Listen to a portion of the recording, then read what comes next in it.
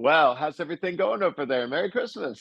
Oh my God, everything's going very, very good. We're at the last stretch of our show, Yes. of our tour. I think this is show Hmm. number 19 here in Oh, Austin, and we're mhm. very excited. Austin has always been very good to us. Yeah. Well, we're excited to have you here in Dallas, coming right up Yes, because this is such yes, an exciting time, a festive time, and there's no more festive stage show. So we're getting the whole deal, and yes. and and you've dressed up for us today, so we're excited about that.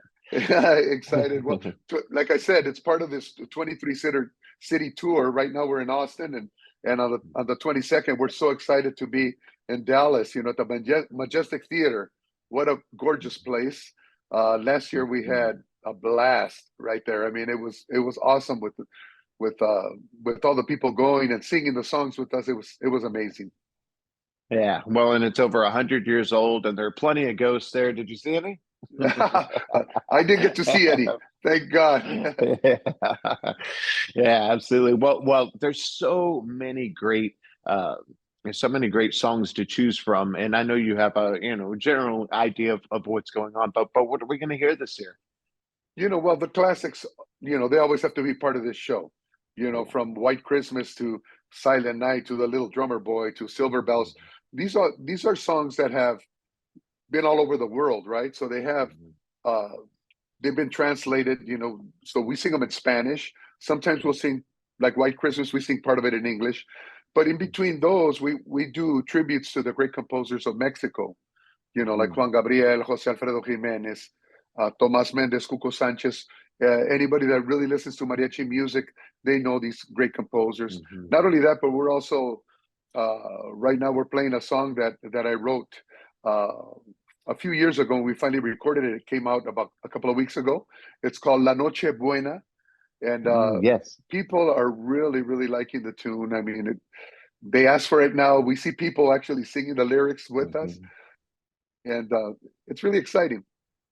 Yeah, and I saw that it was available, on Apple Music, and it's right there at the Oh yeah. top. So you guys got to check it out. It's beautiful. Yeah, we were very excited about it. Yes, and now, of course, this music has been in your blood for as long as you can remember, right? As I believe you started performing a little bit at the age of 3. Is that right? Yes, I started singing at the age of 3, and I come from a long line of musicians.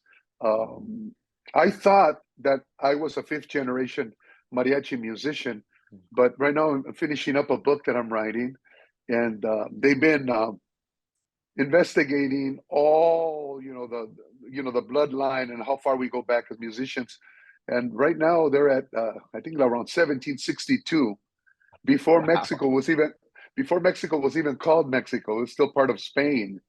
Uh, the state of Jalisco uh, was called the province of Galicia, and it was called La Nueva España. The whole country was called Nueva España. It wasn't called Mexico yet. But my family was already playing music since then in a little town called Miraflores. Uh, so I'm very excited about it.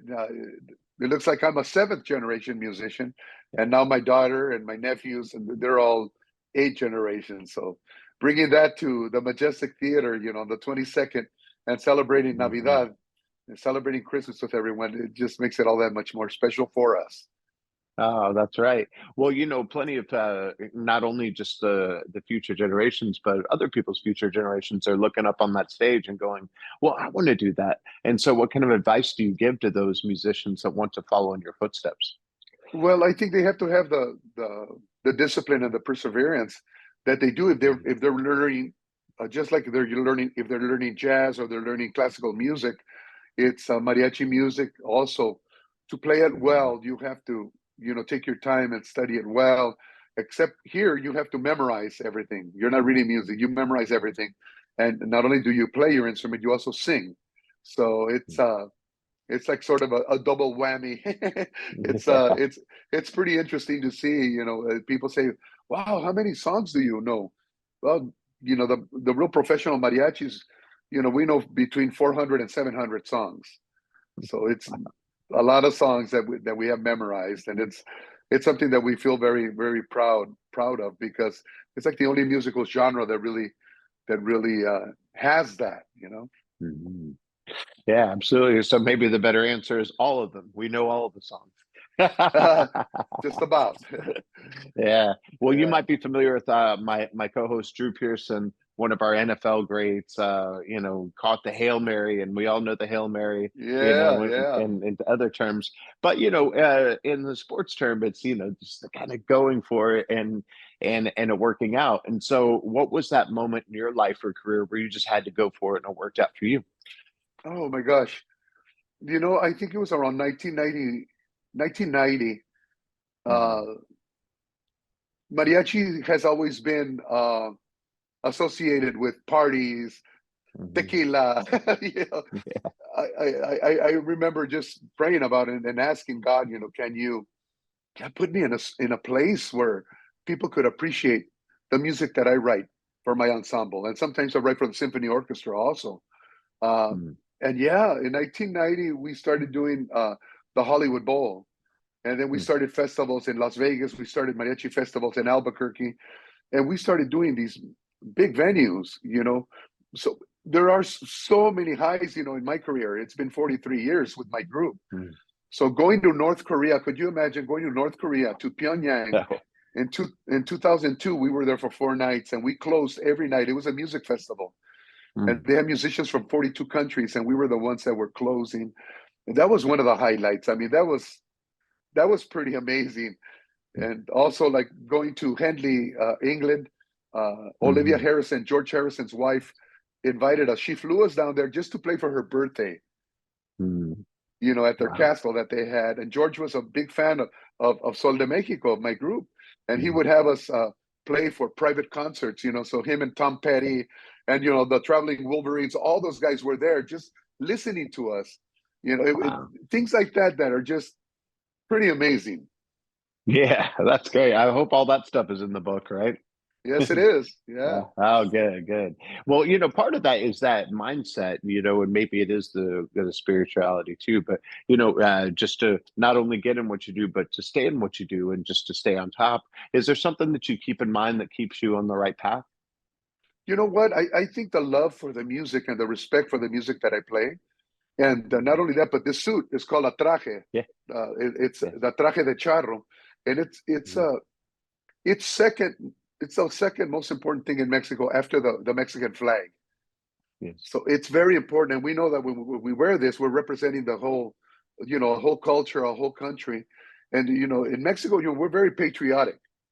I mean, Yes. very patriotic. It's no matter where you are in the world, if you hear a mariachi song like Cielito Lindo, yeah, yeah, yeah, you want to sing along. Oh It's a yeah. patriotic kind of thing. So that mindset really helps us with the performances that we give.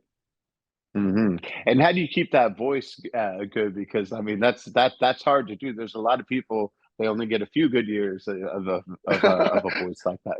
Well, the voice, you have to treat it like an instrument. So Mhm. you can't go party every night after a show. You have to, Yeah. especially me. I'm the oldest one in my group. All the guys are young, and I just see them. Oh, after the show, they'll come in about 3 in the morning, and then they're complaining the next day because we have an early wake up call. You're like 8:30 in the morning. I go, well, I'm sorry. Here I'm nice and fresh. But Yeah. I come and I rest my voice as much as I can after every show. Well, good. Well, while you're in the great state of Texas and and in Austin and in Dallas, is there anything that you're looking forward to doing besides the show on stage? Well, it's Texas has always been good to me. I mean, we were just at Oh yeah. TCU. My daughter just graduated from TCU 3 days Yeah. ago. She was part of the symphony orchestra there, and she got her degree in music education. So, we've been visiting Texas for such a long time. I've been working with a lot of student mariachis for many, many, many years, especially in the valley, in McAllen and all those places. San Antonio, in Austin, I've worked with San Marcos with the university. Um, it's such an awesome treat for us to be able to come Yeah. to the McAllen Theater.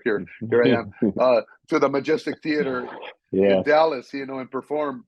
I'm really looking forward to seeing all of our friends and families that are going to come and visit. Absolutely. Well, we're in a strange time in the world. And so the best thing that we can have right now is our, music that we know and love to kind of carry us through the season. So we thank you so much for that. I totally agree with you. Music is, the universal language, and it really bonds different cultures. I really appreciate the time that you give us, Yes. to promote our show. I'm very, very, very appreciative. Thank you so much. Of course. Thank you. And we'll see you in Dallas this weekend. Thank you. Yes, sir. Okay. Bye-bye. Bye-bye.